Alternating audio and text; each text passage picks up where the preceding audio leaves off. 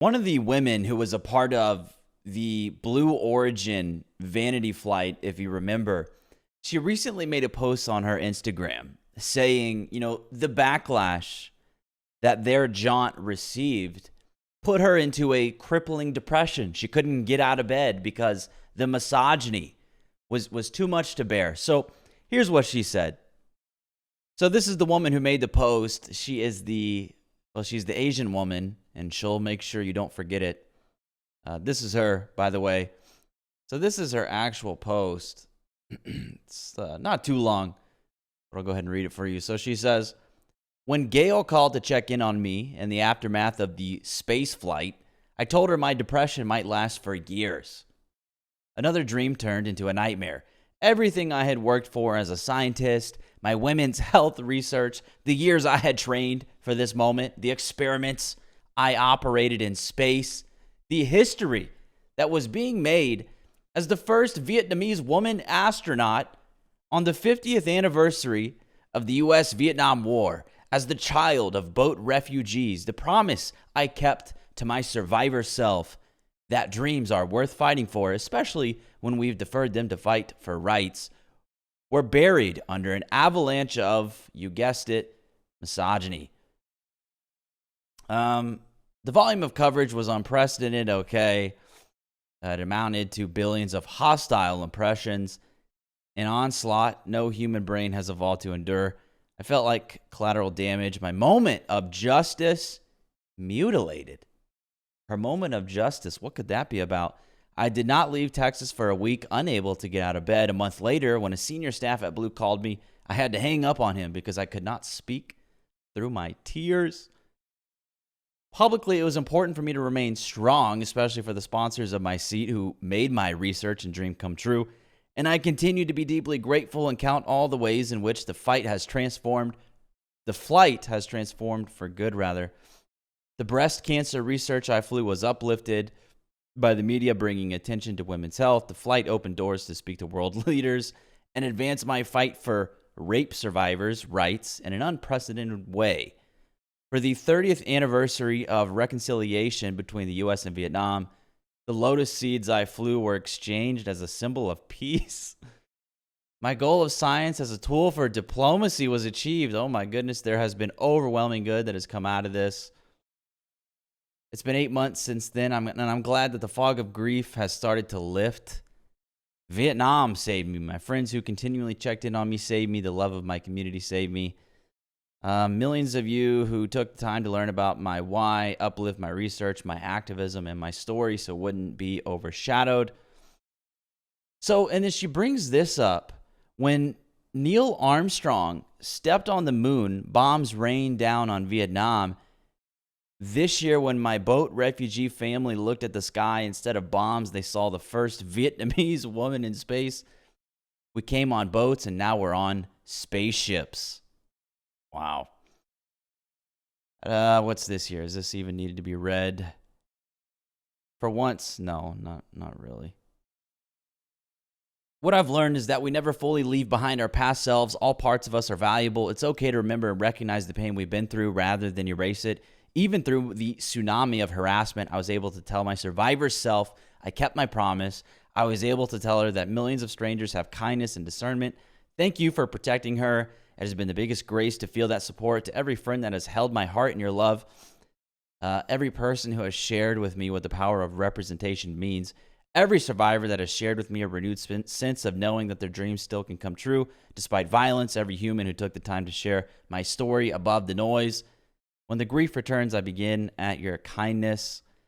It is the greatest gift this holiday season that I can feel the fog lifting. I can tell Gail it's not going to take years.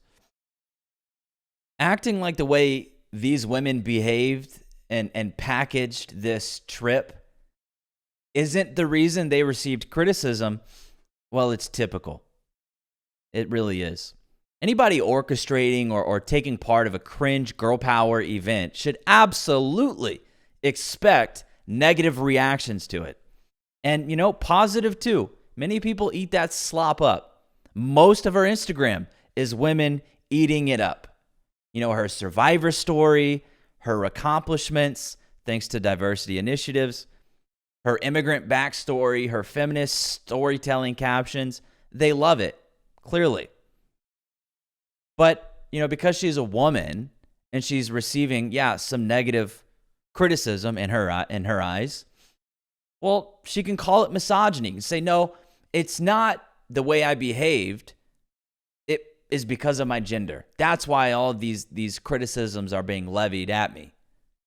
But her problem, though, is she doesn't seem to understand, for as intelligent as she is and claims to be, yet she can't understand that by calling herself an astronaut, that would also mean Katy Perry is an astronaut. And no one, even people in the mental institutions, believe that. No, it's the way they behaved. It's the way this event was painted and marketed and shoved down everyone's throat. They were told how to feel about this event. This is a girl boss empowerment astronaut thing. And if you perceive it as anything other than that, and you criticize it, well, then you're a misogynist. And you're not in touch with what it truly is. This is a great thing for women. And you'll notice that in this woman's post, she describes it as a moment of justice mutilated. So I assume what she's talking about is her supposed assault, which you certainly will hear about. It's her entire brand. It's the foundation to her story, this alleged assault. But you know how you can actually get justice for this? Press charges. But strangely enough, after looking into it, she hasn't done that. Oh, but why? She claims to be a victim. Who's the perpetrator? An article from The Guardian says, quote, whether or not she will press charges is a decision for the future. That's weird. Why wait? Get this criminal off the streets and save other women from him. I mean, what could possibly be more important than that? She's a huge female advocate. Doesn't she have an obligation to do so? I mean, come on. Why doesn't she use that bravery that is constantly attributed to her and do it? It's very strange. She's also making these strange references to Vietnam and America, and her trip on Blue Origin somehow being a symbol of national reconciliation between the two countries. What fantasy world does she live in where this Bezos-funded jaunt was anything more than that? It's sheer delusion and a very bad case of main character syndrome. If this woman would not be diagnosed as a narcissist, then who would? Who would? I mean, I really wouldn't be surprised if that entire thing they did was Bezos' wife's idea to put together this, all-star feminist team and force it down people's throat that this is a moment for women, and it's awesome, and it's great, and they're making history.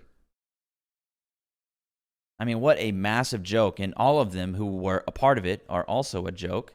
They simply deserve the backlash. They deserve to be made fun of. They actually deserve to be criticized based on their gender because they made it about gender, clearly. Oh, this is an all-woman space trip. We're astronauts. And it's like, yeah, we can look at these women. We can make generalizations. We can say, yeah, of course this is how these feminists behave. It's typical.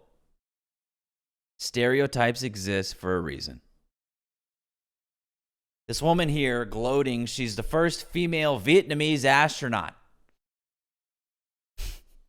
Soon we're going to start seeing women claim, oh, I'm the first female Vietnamese 157-pound woman with a lisp that puts 200 pounds over her head or whatever. It's going to start to get very, very specific. It's so stupid. She truly deserves all the criticism she's received. And quite frankly, her not being able to get out of bed, her going into a crippling depression over this, it just shows she's not built for real space exploration. She could never cut it. She would be having panic attacks, breaking down, depressive episodes. I'll give credit right now to the woman that was stuck in space for 280 days. Sunny Williams, her and Butch Wilmore. They did things that this poser Amanda could never do, namely become an astronaut.